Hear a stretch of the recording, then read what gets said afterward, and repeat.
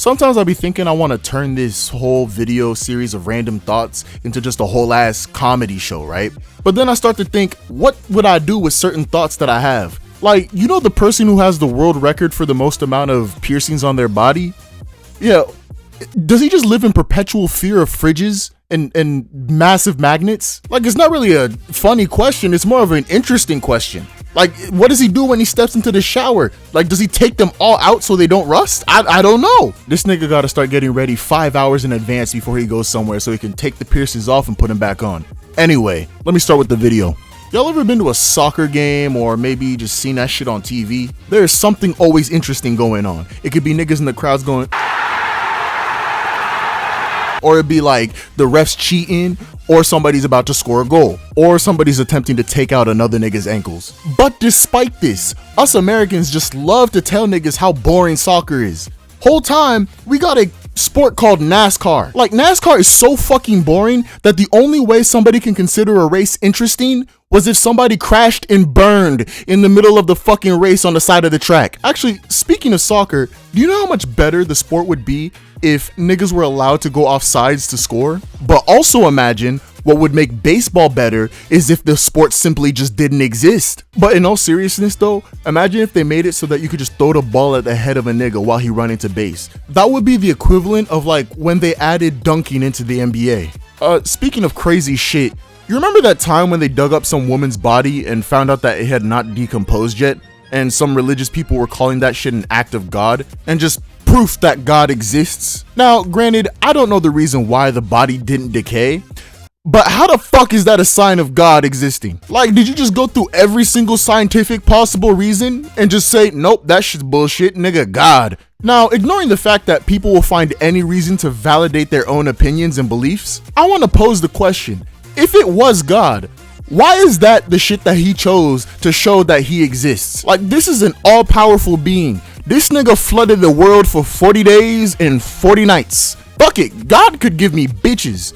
Like, that would be a miracle, an act of God, if you will, because there's no scientific explanation for if that shit happened. But no, he said, fuck it, preserve the decaying woman. As of late on TikTok, I've noticed that if there's a beautiful woman showing off an item on an ad, they will turn off the comments. Like, I don't know what you horny niggas have been saying in there, but y'all need to stop. Alright, I've been trying to find the ad of this woman, and it's pissing me off that I have no way of asking. Okay, I'm gonna take a very hard stance on this. Doing anything for another man that would result in you going to jail is gay. So that means fighting another man because the fact that he stepped on your shoes or disrespected you, that shit is homosexual. Because you are throwing your life away for another man. Shit, if you refuse to take a plea deal like Bobby Shmurda did so that he could lessen the amount of time his homies would stay in jail for, you might not even need to drop the soap to let these niggas know what you about. And you may be thinking, bro, that's just loyalty.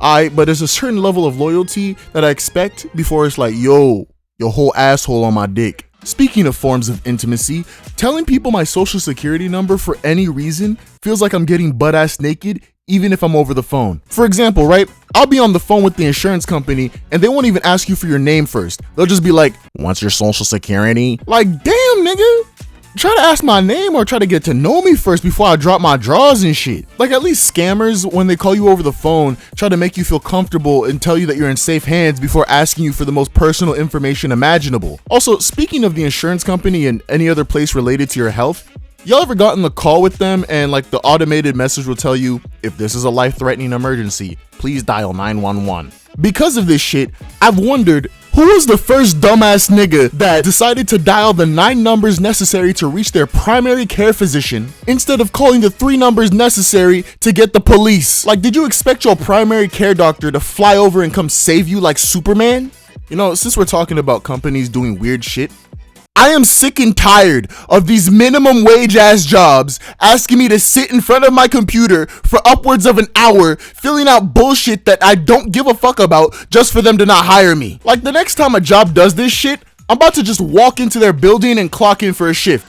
Like, how the fuck is Target gonna ask me some bullshit ass questions and show me some bullshit ass videos just to be like, oh, we decided to go with somebody else. Y'all tweaked off a perk if you're not choosing me. Bro, 100+ questions just for these niggas to tell me that I'm not what they looking for. Y'all not looking for this clip, but y'all about to. This shit kind of reminds me of the thing that Baku had said. You doing the maximum for minimum wage. Now to talk about a lighter topic, because I can feel myself getting a little heated here. Why don't we eat shit like cupcakes or cookies with frosting on them, or even shit pizza upside down? Like, you just be biting into a pizza for the first time, expecting glorious flavor, and that first thing that you taste is, how the fuck does the taxi business still function outside of New York? Cause like, bro, everybody with a functioning brainstem and a smartphone can just call Uber, Lyft, and I'm pretty sure there's probably an app that allows somebody to come pick you up on their back to go somewhere. And the thing with all these apps is, they all charge significantly less than a taxi does. Like, I'd sooner open up a phone book and call a random stranger to come pick me up before I let a taxi charge me $40 to drive down the block.